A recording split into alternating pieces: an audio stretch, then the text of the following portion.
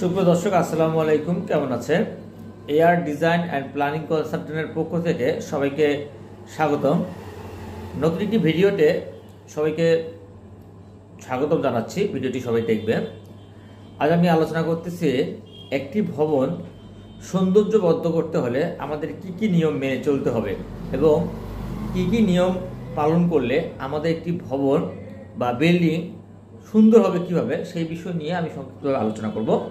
তার আগে আমি সবসময় বলে থাকি, আপনারা যারা আমাদের পেজটি ফলো দিয়ে রাখছেন এবং যারা আমাদের ইউটিউব চ্যানেলে দেখতেছেন, অবশ্যই সাবস্ক্রাইব এবং শেয়ার করে দিবেন পেজে।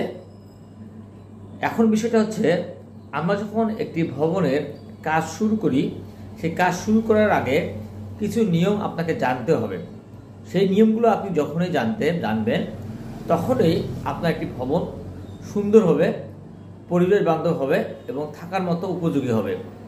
এর প্রথম কাজটি হচ্ছে, আপনি যখন কোনো ভবনের লেআউট দিবেন বা ভবনের প্ল্যান করবেন, সেই প্ল্যান করার সময় আপনার চারদিকে যে জায়গা রয়েছে সে জায়গা পর্যাপ্ত পরিমাণ পৌরসভা বা উপজেলার যে নিয়ম রয়েছে সে অনুপাতে আপনাকে ছাড়তে হবে। এটি 1 নম্বর শর্ত। এবং এই সারার কারণটা কি, ছাড়বেন কী কারণে, সেটি আমি আপনার বলতেছি।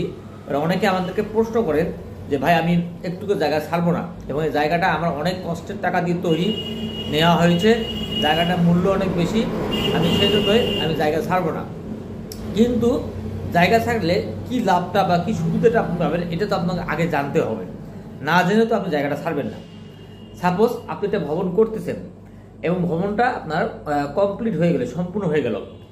এখন দেখেন, এই ভবনটির যতগুলো পাইপলাইন, মানে আপনার সোয়ারেজ লাইন, যেগুলো স্যানিটারিজ লাইন রয়েছে বাথরুমে বা রান্নাঘরের, সেই লাইনগুলো কিন্তু আমার নিচ থেকে উপরে থেকে নিচে আনতে হয়। এতে করে দেখবেন আমাদের ভবনের পাশ দিয়ে একটি ড্রেনেজ লাইন বা ইন্সপেক্টর পিট রাখতে হয়, যেদিক দিয়ে আমাদের লাইনগুলো বা পাইপলাইনগুলো 6 ইঞ্চি পাইপ ওই সাইড দিয়ে বের হয়ে আসে, সেফটি ট্যাঙ্ক বা সোকেলে প্রবেশ করে। এখন আপনারা বলেন যে আপনি যদি জায়গাটা ফাঁকা বা গ্যাপ না রাখেন, তাহলে আপনি কি সেফটি ট্যাঙ্ক সোকেলের লাইনটা এদিক দিয়ে নিতে পারবেন? আর যদি না নেন, যদি ভবনের ভেতর দিয়ে সেফটি ট্যাঙ্ক বা সোকেল নেন, ভবিষ্যতে কোনো জ্যাম বা লিকেজ হয়ে গেলে আপনার ফ্লোর পুরোটাই ফেটে ফেলতে হবে। তো এই জন্যই 1 নম্বর বিষয়, এই জন্য আপনাকে জায়গা সাইডে ছাড়তে হবে। 2 নম্বর বিষয় হচ্ছে, আপনি যখন ভবন করবেন, কমপ্লিট করবেন, ভবিষ্যতে যখন ভবনটি পেইন্ট করা বা রং করার পরিবর্তন করার প্রয়োজন মনে করবেন, তখন কিন্তু আপনার ওই ফাঁকা জায়গাটা লাগবে।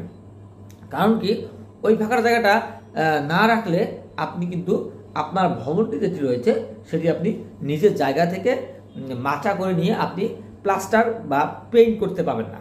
এটি একটি সমস্যা।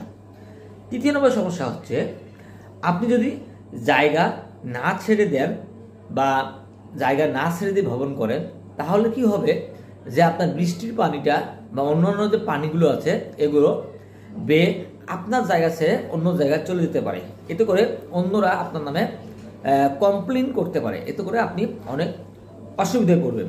4 নম্বর কারণ হচ্ছে, আপনি যদি পর্যাপ্ত পরিমাণ জায়গা না ছেড়ে ভবন করেন, তাহলে দেখবেন আপনার ভবনের চারদিকে অন্ধকারচ্ছন্ন চলে আসবে। পরবর্তী পাশের যে ভবন করবে সেই ভবনগুলো আপনার সাথে একত্রিত করে, কারণ কি, আপনার দেখে ওই ভবন ওরা নির্মাণ করবে। আপনি যদি 3 ফিট ছেড়ে দেন, ওরা কোনো 3 ফিট ছেড়ে দিতে বাধ্য। কিন্তু আপনি সম্পূর্ণ জায়গা নিয়ে নেন, ওনারা কিন্তু কোনো জায়গা ছাড়বে না। ওনারা তখন আপনার অজুহাত দেখাবে যে উনি আমার প্রতিবেশী, উনি আমার 1 ফিট জায়গা ছেড়ে নিয়ে, তাই আমি কি কারণে ছাড়বো।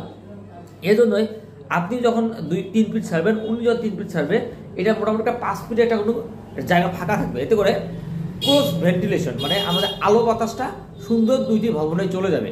আর যখন আপনারা দুজনে আবদ্ধ করে ফেলবেন, তখন কিন্তু আপনার সেই ব্যবস্থা থাকবে না। এখন আপনারা ডিসিশন নেবেন যে আপনারা জায়গা ছেড়ে করবেন নাকি জায়গা না ছেড়ে করবেন।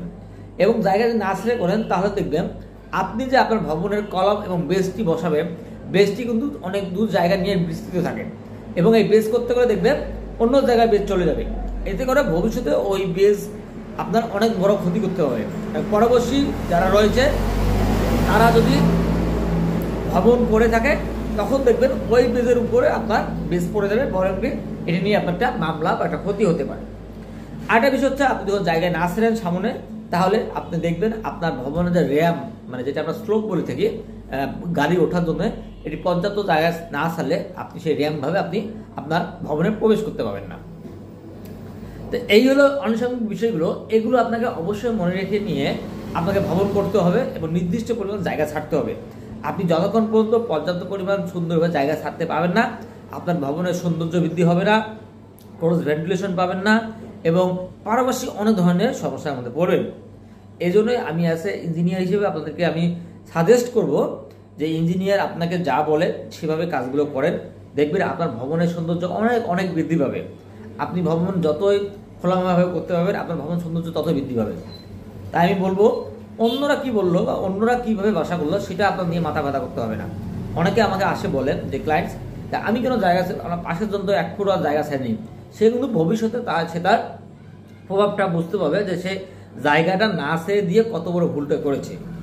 এই ভুলটা যেন আপনারা না করেন, এই হলো আমার আজকের ভিডিওর মেইন বিষয়টা ছিল, যা আপনাদেরকে সুন্দরভাবে বুঝাই দিলাম যে জায়গা ছেড়ে কাজ না করলে আপনারা কি কি সমস্যার সম্মুখীন হতে পারেন। তাই আমি আবার বলবো, যারা আমার পেজে রয়েছেন অবশ্যই ফলো দিয়ে রাখবেন এবং শেয়ার দিবেন এই ভিডিওটি, এবং যারা ইউটিউব চ্যানেলে রয়েছে তারা অবশ্যই সাবস্ক্রাইব করে ভিডিওটি সম্পূর্ণ দেখবেন এবং এআর ডিজাইন অ্যান্ড প্ল্যানিং কনসালটেন্টের পাশে সবসময় থাকবেন এবং সাপোর্ট দিয়ে যাবেন। আজ এই পর্যন্তই, আশা করি সবাই উপকৃত হবেন এই ভিডিওটি দেখে এবং যেভাবে বললাম জায়গা ছাড়ার বিষয়টি এটি অবশ্যই মাথায় রেখে কাজ করবেন। এতে করে আপনার ভবনের কোনো ধরনের কোনো সমস্যা হবে না। সবাই ভালো থাকবেন। আবারও সবাইকে এআর ডিজাইন অ্যান্ড প্ল্যানিং কনসালটেন্টের পক্ষ থেকে অনেক অনেক ধন্যবাদ এবং শুভকামনা। আসসালামু আলাইকুম।